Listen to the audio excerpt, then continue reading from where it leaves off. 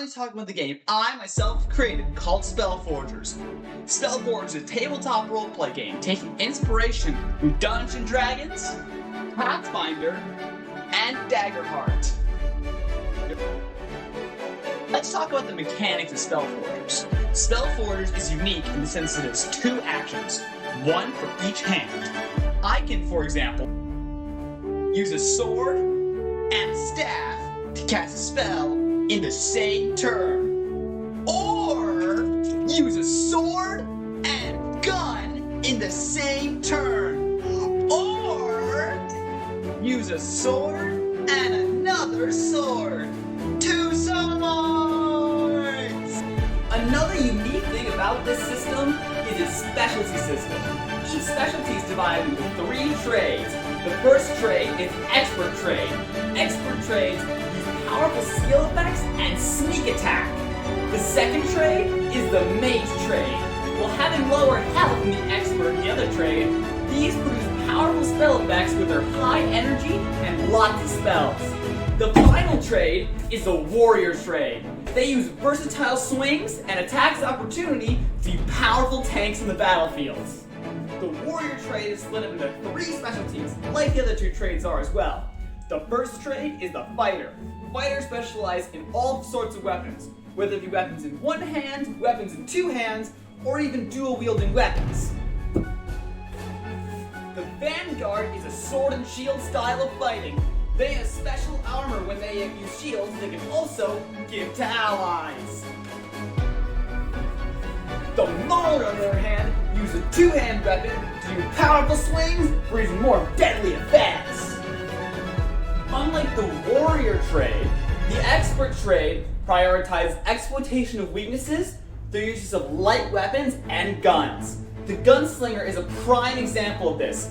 They love all things guns, from the smallest flintlock to the largest musket. The Assassin specialty has a more powerful sneak attack when using light weapons like daggers and flamethrowers. The Doctor takes a more medical approach to this. They can use any weapons from daggers to swords to heal their allies instead of damage them. The last trade is the Mage Trade. Mage Trade prioritizes spell casting to use completely unique effects, unlike the weapons trades. The first one is the Arcanist. The Arcanist uses explosive magic to create powerful effects with reduced costs. The Supporter can cast magical buffing spells to make their allies a lot stronger. The Adjurer controls the battlefield by slowing down, trapping, and pushing away opponents. But Finian, you were probably asking, what spells do I use for this awesome mage class you designed? And to that I say, thank you for the compliment. And you get to make your own spells through a system called SpellForging. SpellForging dictates how your spells act, what area of effect they use, and how powerful they are. Some ways in which your spells can act include, but are not limited to, boosting the armor of your allies so they can take more hits, send you or enemies flying so you can create some distance, or just explode your enemies. But Finian, your whiny self was probably complaining again. I'm a fighter, or I'm a gunslinger. I want to cast spells too. How can you let mages have all the awesome abilities? And to that I say, that is completely incorrect. Fighters and experts can all use the spell list. However, mages have the highest amount of energy, so let them cast spells the most, and can cast more powerful spells. Unlike most tabletop roleplay games that use a D20 system, SpellForgers uses a D6 system. This means that if you were to make a skill check or attack roll, you would be using 1d6.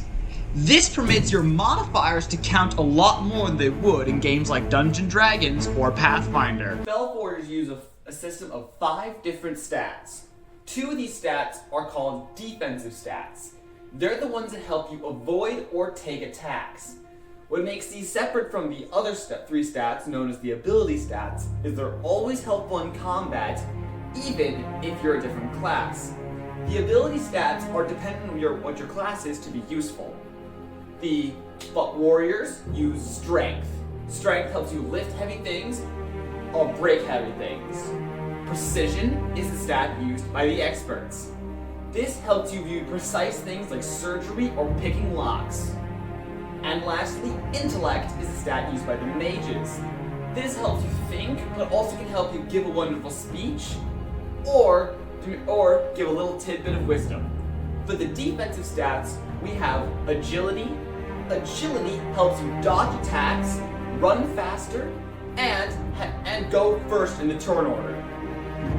This also would help you do cool acrobatics like backflips or cartwheels. The other defensive stat is fortitude. Fortitude means you are tough. You have constitution. This helps reduce all attacks incoming damage. It also helps you take things like poisons, or be able to eat rotten food. This game doesn't let you just play as a human.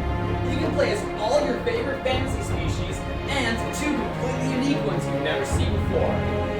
You have humans, which are very versatile and do pretty much everything.